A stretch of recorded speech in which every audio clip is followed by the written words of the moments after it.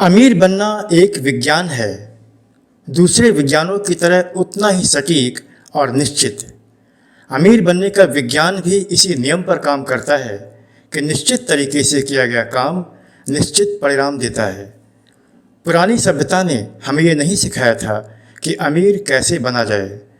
पुरानी सभ्यता के लोग इसी विश्वास में जीते थे कि धन संपदा बाहर से आती है, इसे बाहर से लाना होता है। उस समय भी गरीबी और अमीरी दो दशाएं हुआ करती थीं। तब लोग एक दूसरे से धन संपदा छीन रहे थे। उनके लालच, संघर्ष, प्रतिस्पर्धा ने पूरे इतिहास के पन्नों को शोषण, युद्ध और खून खराबे से भर दिया। उस समय की झूठी धार्मिक मान्यताओं ने गरीबी को सही कारण बताया। ये कहा गया कि अधिकतर लोगों के लिए गरीबी एक अनिवार्य अवस्था है। पूरी मानव जाति को ये गलत शिक्षा दी गई कि गरीबी होने का मतलब है आध्यात्मिक होना, यानी आध्यात्मिकता गरीबी से आती है। दुख, कष्ट और पीड़ा के रास्ते स्वर्ग की ओर जाते हैं, जबकि सच्चाई इसकी ठीक उल्टी है। गरीबी तब तक बनी रहेगी जब तक गरीबी के नियमों से मनुष्य के संबंध बने रहेंगे।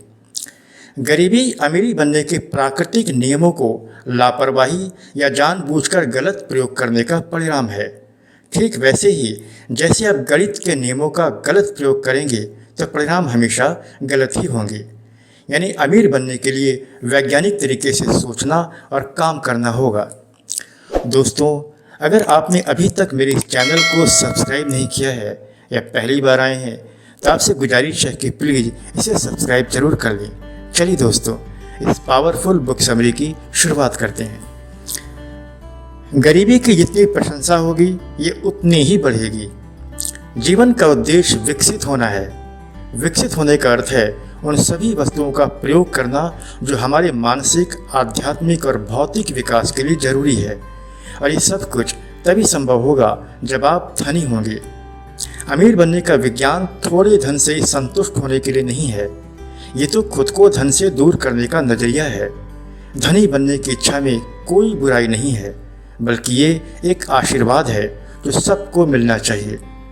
जबकि गरीबी में कोई गुण नहीं है, ये एक अभिशाप है जिसे धरती से ही मिटा देना चाहिए। पैसा लोगों के पास भरपूर नहीं होता।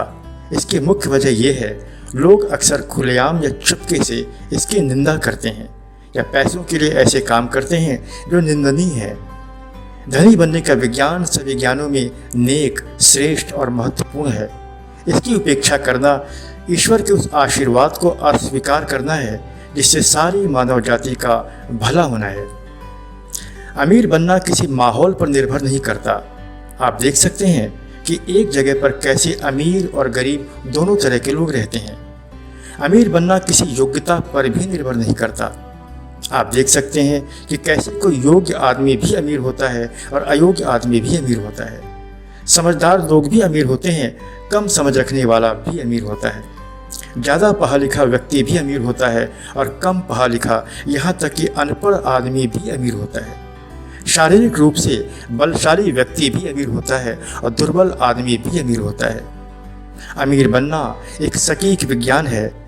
किसी काम को निश्चित तरीके और निश्चित नियम से करने से निश्चित परिणाम मिलते हैं, ठीक गणित के नियमों की तरह। सबसे पहले आपको ये समझना होगा कि अगर आपके शहर में एक भी व्यक्ति अमीर है तो आप भी अमीर हो सकते हैं। दूसरा ये कि काम को उन विशेष नियमों से करना जिससे अमीरी पैदा होती है। अमीर बनने के अवसर पर किसी का कोई एकाधिकार नहीं होता। अमीर बनने के अवसर प्रचुर मात्रा में हैं। इस प्रकृति में सारी चीज़ें एक ही यूनिवर्सल मटेरियल से बनी हैं जो कभी समाप्त नहीं हो सकता। यह दैवी तत्व है जो सारी चीज़ों में पाया जाता है। ये उन लोगों के आदेशों का पालन करते हैं जो विशेष नियमों से काम करते हैं। अगर ज़्यादातर लोग गरीब हैं तो इसलिए नहीं कि प्रकृति गरीब है। प्रकृति पूरी तरह से संपन्न है और सबको संपन्न बनाना चाहती है। बस लोग उन विशेष नियमों का पालन नहीं करते जिससे सचमुच अमीरी आती है। अपने विचार को निश्चित आकार दें। आपका विचार एक निराकार तत्व है। ये पूरा संसार, पूरा ब्रह्मांड उसी निराकार तत्व से भरा हुआ है। ये दैवी तत्व है, कभी न समाप्त होने वाली अनंत प्रज्ञा है, लगातार विकसित होने वाला यूनिवर्सल मटेरियल है। आपका मन जिस आकार के बारे में सोचता है, पूरी प्रकृति उसी आकार को बनाने में लग जाती है। कोई भी आकार जिसे आप सोचते हैं वो तुरंत आपके सामने पैदा होकर नहीं आता, लेकिन उसके बनने की प्रक्रिया तुरंत शुरू हो जाती है। संसार में बहुत ही कम लोग हुए हैं जिन्होंने इस बात को समझा है। ज़्यादातर लोग केवल पहले से पैदा हुई चीज़ों को ग्रहण करने, उसमें बदलाव करने और उसे बहाने में लगे हुए हैं। वे इस बात को समझ नहीं पाते कि इंसानी मस्तिष्क में जैसा आकार विचार के रूप में जन्म लेता है, उसकी छाप इस प्रकृति में उपस्थित दैवी तत्व के ऊपर पड़ने लगती है और ठीक वही चीज़ बनने लगती है। यानी हम सबके अंदर नई चीज़ों को और किसी भी चीज़ को आकार यानी तस्वीरों में ढालकर उसे बनाने की क्षमता भरी हुई है और ये सब कुछ ईश्वरीय सामंजस्य में काम करती है। आपके मन में बनने वाली छवियों, तस्वीरों के अतिरिक्त इस संसार में सत्य कुछ भी नहीं है। ईश्वर इसी के साथ काम करता है। बीमारी की तस्वीरें बीमारी ही पैदा करती हैं, गरीबी की तस्वीरें गरीबी ही पैदा करती हैं, अमीर बनने की तस्वीरें अमीर पैदा करती हैं। इस प्रश्न को बीच में बिल्कुल न रखें कि ये सच क्यों है और ये सब कुछ कैसे काम करता है। केवल इस सत्य पर भरोसा रखें। अमीर बनने का पहला नियम इसी बुनियादी विचार से शुरू होता है। लालच, जल्दबाजी और सौदेबाजी छोड़ दें। संसार की सारी चीज़ें विकसित होने के लिए रची गई हैं। हर चीज़ आगे बढ़ रही है। इस संसार का दैवी स्वरूप कभी नहीं चाहता कि आपके पास कम हो, आप बीमार हों या आप गरीब हों। दैवी स्वरूप हमेशा यही चाहता है कि आपका जीवन सुंदर हो और आप हमेशा सुंदर चीज़ों से भरे हों। धनी बनने की इच्छा एक आशीर्वाद है, एक विस्तृत जीवन जीने की क्षमता है। ईश्वर की इच्छा है कि आपके पास धन की प्रचुरता हो, जिससे आप अपने बेहतर स्वरूप को प्रकट करें, और ईश्वर आपके सबसे बेहतर स्वरूप में रहना चाहता है। इस सच को स्वीकार कर लें। ईश्वर कभी नहीं चाहता कि किसी का जीवन छोटा या कम करके आपके लिए धन पैदा हो। वह सबके लिए धन चाहता है। दैवी तत्व सबके लिए धन पैदा करता है। वह किसी से धन छीनकर किसी दूसरे को धन नहीं देगा। आपको प्रतियोगिता की सोच से छुटकारा पाना ही होगा। ये सोच इस धरती पर पैदा हो चुकी है। आपको अपने लाभ के लिए किसी से सौदेबाजी करने की ज़रूरत नहीं है। किसी को धोखा देने, लालच में पड़ने की ज़रूरत नहीं है। अपने कर्मचारियों को उनके परिश्रम से कम वेतन देने की कोई ज़रूरत नहीं है। इन सब से आपका धन स्थायी रूप से कभी नहीं बढ़ेगा। आप केवल कुछ समय का आनंद ही ले सकते हैं। आप सच्चे अमीर कभी नहीं बन पाएंगे। केवल नियम पर भरोसा रखें। नियम आपको कभी धोखा नहीं देंगे। आपके सारे नुकसान लाभ में बदल जाएंगे। सारे श्राप आशीर्वाद बन जाएंगे। सारे संकट वरदान बन जाएंगे। कभी जल्दबाजी बिल्कुल न करें। लालच छोड़ दें। ये विचार मन में कभी न आने दें कि अपना घर बनवाने के लिए सारी जगहें समाप्त हो जाएंगी। कोई दूसरा आपसे पहले आकर आपकी मनचाही चीज़ ले लेगा। ऐसा कभी नहीं होगा। अपनी आत्मा का विस्तार होने दें। इस संसार में सबके लिए आपूर्ति असीमित है। धनी बनने का ये दूसरा नियम है। पाने से ज़्यादा देने का अभ्यास करें। सारी संभावनाएं मनुष्य के माध्यम से ही इस धरती पर प्रकट होती हैं। आप जो धन, संपदा और वैभव चाहते हैं वह सब आपके माध्यम से प्रकट होंगी। इसलिए कभी भी ज़्यादा मांगने में संकोच बिल्कुल न करें। अपनी अनंत इच्छा को ईश्वर के अनंत तत्व के सामने प्रकट कर दें। इस विचार को अपनी चेतना में पूरी स्थिरता से बनाए रखें कि आपके धनी बनने की इच्छा ईश्वरीय इच्छा के सामंजस्य में है। इस विचार का विस्तार करें। आपको अपनी सेवाओं के बदले में जो भी पैसे मिले हमेशा उससे अधिक मूल्य दूसरों को दें। धनी बनने का ये तीसरा नियम है जो अंदरूनी स्तर पर बहुत तेज काम करता है। आभार प्रकट करें। जो आत्मा आभार प्रकट करती है वह हमेशा ईश्वरीय सामंजस्य में रहती है। जो लोग आभार प्रकट नहीं करते वे लोग हमेशा गरीब बने रहते हैं। उनकी आत्मा ईश्वरीय सामंजस्य में नहीं होती। आभार प्रकट करना एक नियम है जिससे आप सभी मनचाहे परिणाम पा सकते हैं। ये मानसिकता उस अनंत स्रोत के पास आपको ले जाती है जहाँ से सारी चीज़ें इस संसार में आपके माध्यम से प्रकट होती हैं।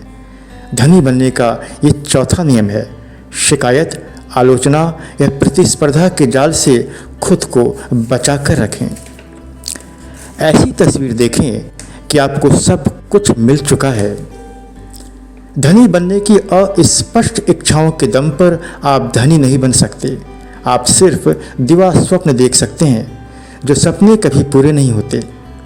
आपके पास निश्चित तस्वीर और निश्चित विश्वास होना चाहिए। एक ऐसा विश्वास जैसे आपकी ये चीज़ें आपको मिल चुकी हैं। एक ऐसा मानसिक दावा कि मन चाही चीज़ें बस इतनी करीब हैं कि आप उन्हें हाथ बढ़ाकर पा सकते हैं। इन तस्वीरों को अपनी कल्पना संसार में उसी स्वरूप में देखें जैसे आप उन्हें पाना चाहते हो। किसी नए घर में रहना, अच्छे कपड़े पहनना, मनचाही कार में घूमना, मनचाही आर्थिक स्थिति में होना, आप इन सारी चीज़ों के स्वामी हैं। इस विश्वास को एक पल के लिए भी अपने से दूर न रखें। धनी बनने का वैज्ञानिक नियम कहता है कि धनी बनने की इच्छा की छवि पूरी आस्था और विश्वास के साथ अपने मन में बनाए रखनी है। आपकी मानसिक छवि की छाप ईश्वरीय तत्व पर पड़ने लगती है। ये छाप सारी सजीव और निर्जीव चीज़ों को आपकी ओर गतिशील करती है। दुनिया भर के मस्तिष्क इससे प्रभावित होने लगते हैं। जो चीज़ें अभी तक बनी ही नहीं हैं वो भी बनने लगती हैं। आपकी संकल्प शक्ति आपके लिए कर्मों के अवसर पैदा करती है। वो सारी चीज़ें आपकी ओर बढ़ने लगती हैं जिससे आपकी इच्छा की छवि वास्तविक बनकर आपके सामने प्रकट हो जाए। यही ईश्वरीय सत्य है। आपका विश्वास ही आपका सत्य है और आपका सत्य आपके सामने प्रकट होकर ही रहता है। जब आप अपने विज़न को अपनी कल्पना में अटल विश्वास के साथ जीने लगते हैं तो आप अपने विचारों का वैज्ञानिक की तरह प्रयोग करते हैं। एक दिवा स्वप्न देखने वाले और एक वैज्ञानिक में यही अंतर होता है। बिना विज़न के विश्वास पैदा नहीं होता। धनी बनने का ये पांचवा नियम है। अपने अतीत की गरीबी की बिल्कुल बात न करें। अपने माता पिता की निर्धनता के बारे में बिल्कुल न सोचें। अपना पूरा ध्यान बस धनी बनने की छवि पर लगाएं। धनी बनने का इरादा ही सबसे नेक इरादा है। इससे भला लक्ष्य कोई दूसरा नहीं है।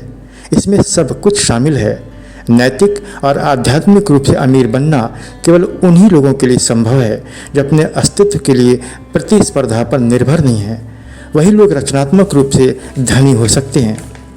लोग गरीब इसलिए रहते हैं कि वे इस विश्वास से हमेशा दूर रहते हैं कि धन संपदा का तत्व सबके लिए प्रचुर मात्रा में है।